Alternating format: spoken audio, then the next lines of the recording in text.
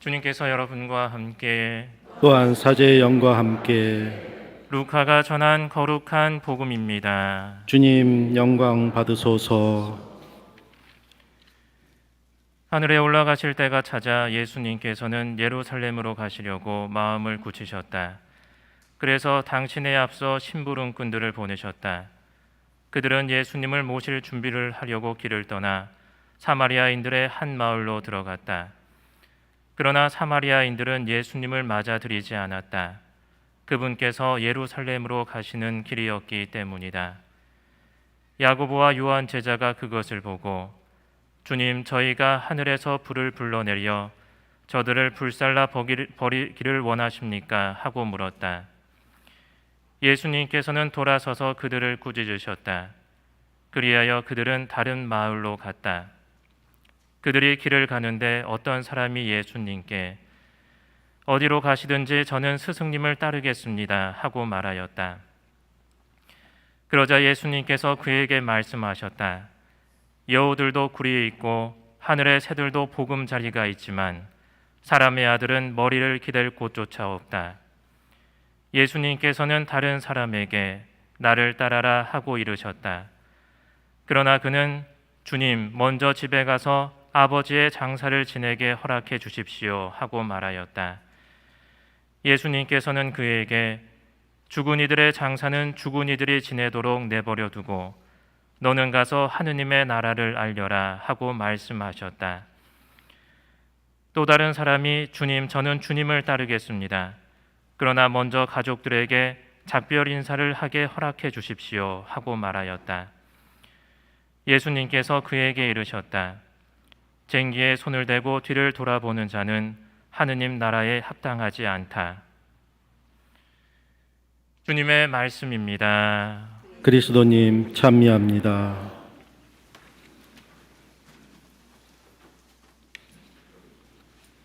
평화를 빕니다.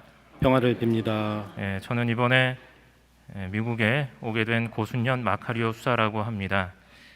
저번 주에도 토요일 저녁 미사랑 8시 주일 8시 미사에 인사를 드렸는데 교중 미사에도 인사를 드리려고 했는데 주교님한테 밀려가지고 오늘 인사를 드리게 되었습니다. 저번 주에는 제가 이창호 신부님 대신에 본당을 하게 됐다고 농담을 했는데 반응이 너무 좋아가지고 오늘은 그 농담을 안 하겠습니다. 그래서 본당 주임 신부님이 이제 바쁘실 때 가끔씩 여기에서 또 미사를 드릴 것 같습니다. 저도 이제 미사를 드리면서 우리는 왜 다른 사람들이 다 쉬고 있는 주일날에 애써 성당에 와서 미사를 드리고 있나 생각을 해보게 됩니다.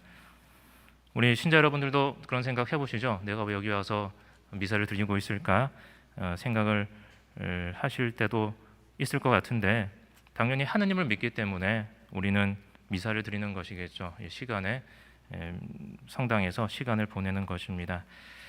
그렇다면 우리가 하느님을 믿는 이유는 무엇입니까? 우리는 왜 하느님을 믿는가 생각을 해보면 바로 우리에게 주어진 이 한 번뿐인 삶을, 우리의 인생을 더 잘 살기 위해서 우리는 하느님을 믿고 있는 것이겠죠.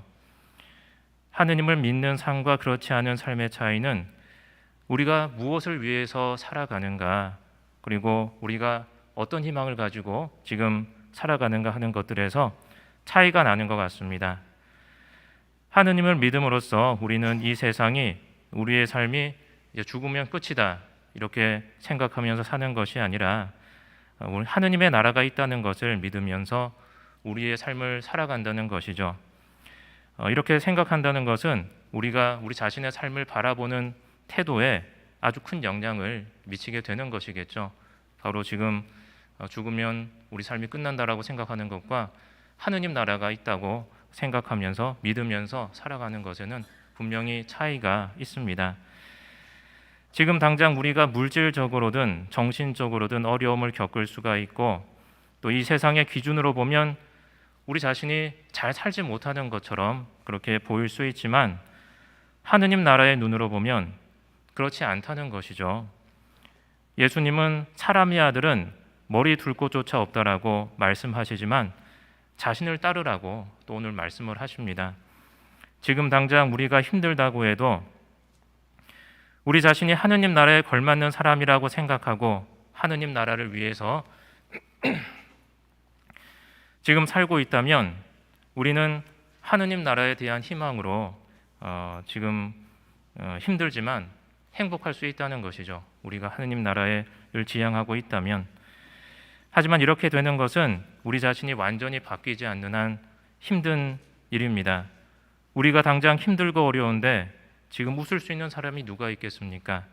그래서 우리는 우리의 한계를 그리고 우리의 약함을 하느님께 맡기고 한 걸음씩 앞으로 나아갈 수밖에 없습니다. 우리는 지금 당장 살아가는데 급급해서 지금은 하느님 뜻에 어긋난 행동을 하지만 우리 자신의 이익을 위해서 행동을 하지만 다음에는 하느님 뜻대로 살겠습니다라고 생각을 하고 이제 말을 할 때가 있죠.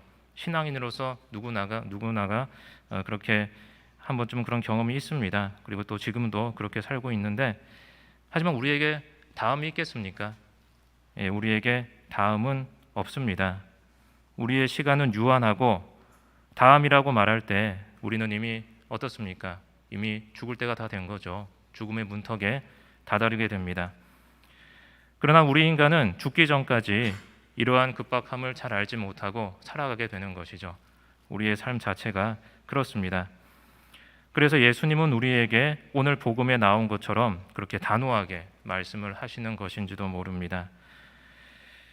우리는 뒤를 돌아볼 수가 있죠. 예수님께서는 쟁기를 쥐고 뒤를 돌아보는 사람은 하느님 나라에 합당하지 않다라고 말씀을 하셨지만 우리는 뒤를 돌아볼 수가 있습니다. 하지만 어떻게 우리가 뒤를 돌아보느냐에 따라서 우리의 삶은 많은 변화가 있게 되는 것이겠죠. 일독소의 엘리사 어떻습니까? 일독소의 엘리사처럼 앞으로 나아가기 위해서 뒤를 돌아보는 것인가?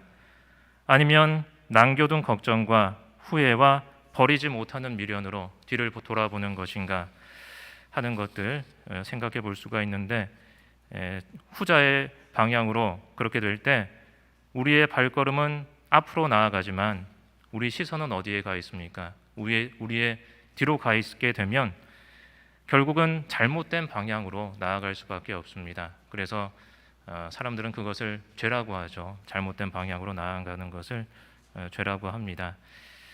우리에게 지금 우선은 무엇입니까? 그리고 우리는 먼저 무엇을 하려고 합니까?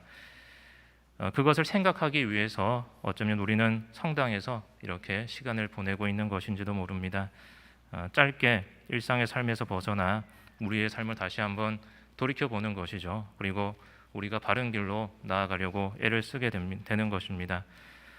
우리가 아무 생각 없이 살게 되면 우리는 결국 사는 대로 생각할 수밖에 없는 것이죠. 오늘 주님의 말씀을 묵상하면서 우리가 어디로 나아가고 있는지 살펴보아야 하겠습니다.